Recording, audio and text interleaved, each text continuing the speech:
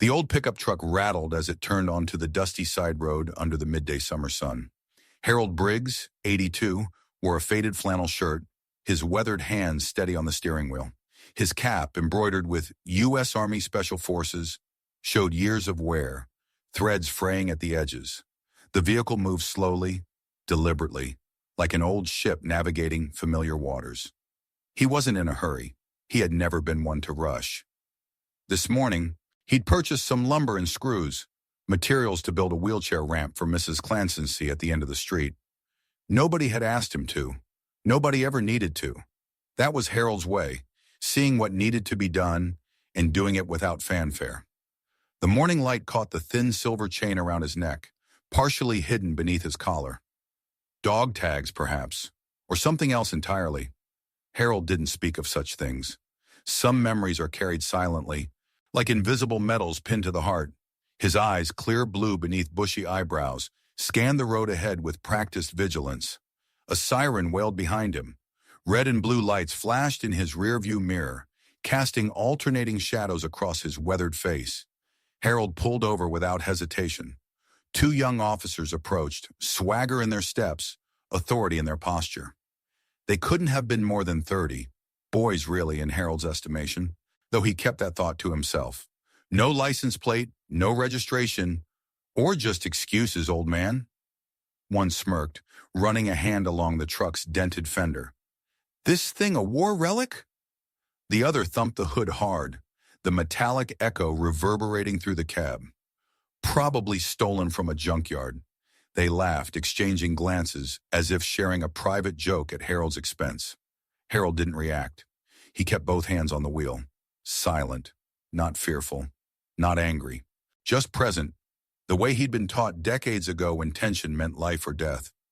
His breathing remained steady, methodical, the same breathing pattern that had kept him calm during firefights and long nights in unfriendly territories. In the distance, a church bell rang. Once, twice, 3 times. The sound hung in the air like an unspoken prayer, a gentle counterpoint to the harsh words of the officers. If you've ever witnessed someone being disrespected simply because they were quiet, subscribe to this channel, because some stories don't need shouting to leave you speechless. They pulled him out of the truck with unnecessary force, as if expecting resistance from the elderly man. His boots, old military issue, meticulously polished despite their age, hit the gravel with practiced steadiness. One officer asked mockingly, "Smuggling moonshine under the seat, are we? Maybe some contraband hidden in those toolboxes. Got any ID, Grandpa? Or did you forget that too?" Harold replied softly, his voice a quiet rasp like autumn leaves on pavement. "I've owned this truck since 1968. Bought it when I came home." He didn't specify from where. Those who needed to know knew. They made him sit on the curb, the indignity of it seeming to bounce off him like rain on stone. They pulled out his wallet. Inside was an old ID card, a folded note yellowed with age, and a small notebook with names marked with stars. The leather of the wallet was cracked but clean, maintained with the same care as everything else Harold owned. "What's this? Military codes, secret messages." The officer flipped through the notebook with casual disregard. "Names of my teammates," Harold answered, the word teammates carrying a weight the officers couldn't begin to comprehend. The officer tossed the notebook to the ground, pages fluttering open in the dust. Harold bent down and picked it up as if retrieving a page from scripture. His movements were deliberate, dignified, the kind that come from a lifetime of precision. He brushed off the cover with gentle strokes of his thumb. A small crowd began to gather, the inevitable audience that collects around flashing lights and uniformed authority. Someone recorded with their phone, the modern reflex to document without understanding. "So what were you? Cook? Janitor?" The question was meant to diminish, to place Harold in a box they could understand and dismiss. Harold simply tucked the notebook back into his shirt pocket, close to his heart. The slight straightening of his shoulders was imperceptible to most, but it spoke volumes to anyone who had ever stood at attention. An hour passed. Under the harsh sun, Harold remained seated, motionless as a statue. Sweat beaded on his forehead, but he made no move to wipe it away. Discipline was not something you turned on and off like a faucet. A child walked by, snapping a photo with innocent cruelty, posted online, Grandpa got arrested. The digital world's hunger for spectacle reducing Harold's dignity to momentary entertainment. One officer joked to his partner, loud enough for the growing crowd to hear, "Maybe he's forgotten who he is. Dementia's a hell of a thing. Should call social services, get him evaluated. Probably shouldn't be driving anyway." They didn't know he had once waited 72 hours in the Colombian jungle to rescue 23 hostages.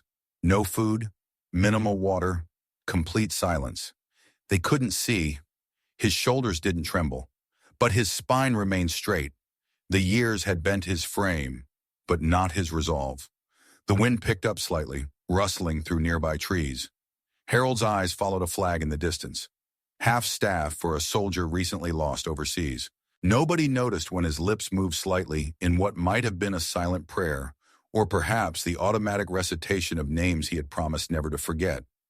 No one heard the words repeated in his mind. Stand fast. Hold the line. Remember your training. The mantra that had kept him alive in places far more dangerous than this small-town sidewalk. Mike, the gas station attendant across the street, spotted him and quietly stepped inside his office. His hands trembled slightly as he dialed a number few civilians possessed. "General Phillips, it's Mike from Riverside Station. They've just detained Harold Briggs." "Yes, sir." "Him, the very same." "No, sir, they have no idea." A promise made long ago in a VA hospital hallway. If he ever needs anything at all, you call this number. While the officers prepared to write 3 tickets, worth nearly $1,000, cataloging infractions real and imagined, a black SUV with government plates pulled up. The vehicle stopped with military precision, its engine a quiet purr of authority. The gathering crowd parted instinctively. Someone whispered, "What now?" Another replied, "Probably more trouble." The speculation rippled through the onlookers, but Harold's expression didn't change. Not surprise, not relief. The same stoic dignity that had carried him through jungles, deserts, and the long silence of peacetime that somehow felt louder than war. He knew the sound of that particular engine. He had trained its driver to recognize it too. A man in a 4-star general's uniform stepped out, his metals catching sunlight like small fires. His presence commanded immediate attention, but it was the respect in his eyes, directed at the seated elderly man, that shifted the atmosphere. His voice was deep, carrying the weight of command without the need for volume. "Which of you stopped this man?" The officers straightened instinctively, military authority triggering responses deeper than their police training. "He trained me. Fort Bragg, 1983. When my unit was lost in the Okefenokee, he led us out of the swamp. 3 days, no compass, just the stars and his memory." He approached Harold with measured steps. "Allow me to help you up, Sergeant." Harold stood, needing no assistance. Age had slowed but not diminished him. "Permission granted," he replied, the exchange an echo of protocols established decades ago. The crowd fell silent. Even the birds seemed to pause their songs. Something profound was happening, the invisible becoming visible, history stepping out from shadow into the harsh light of everyday reality. The general stood at attention and saluted.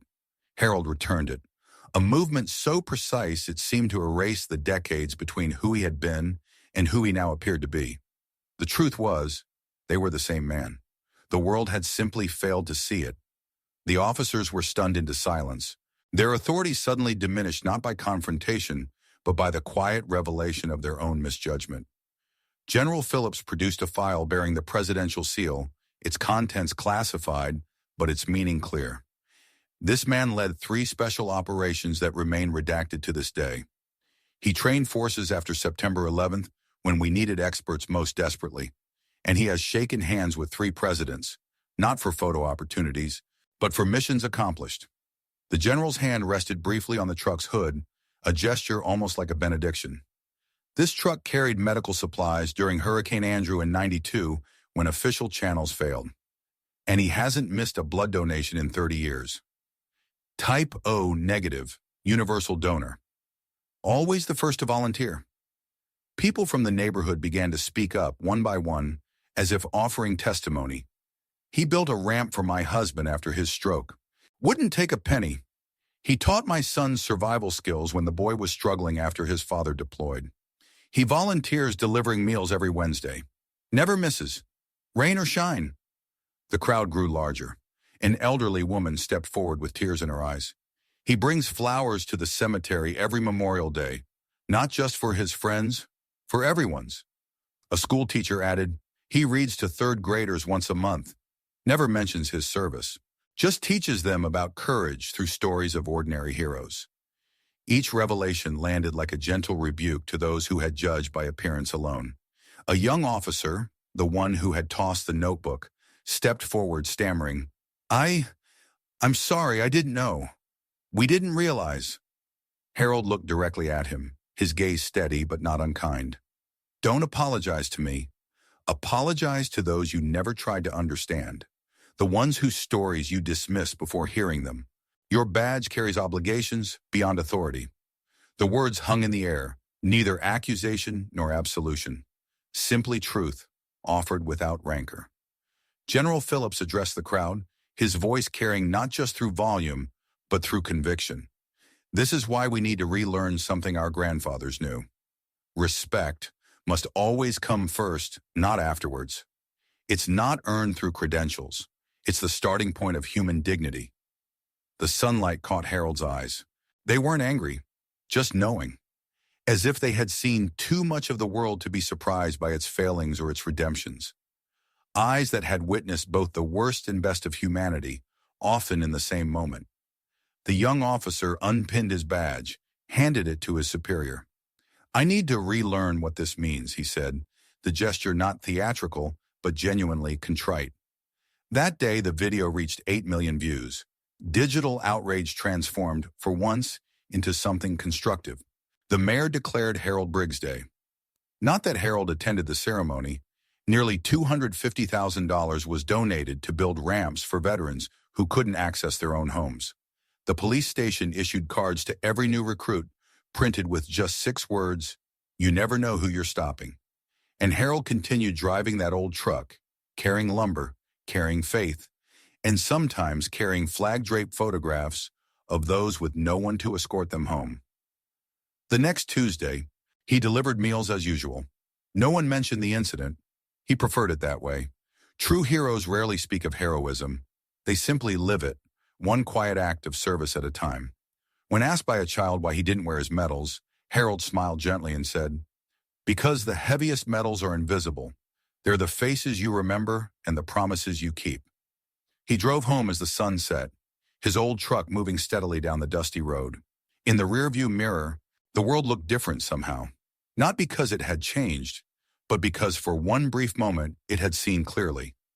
If this moment reminded you of someone quietly extraordinary, subscribe. We tell stories that honor the quiet ones who never ask for applause.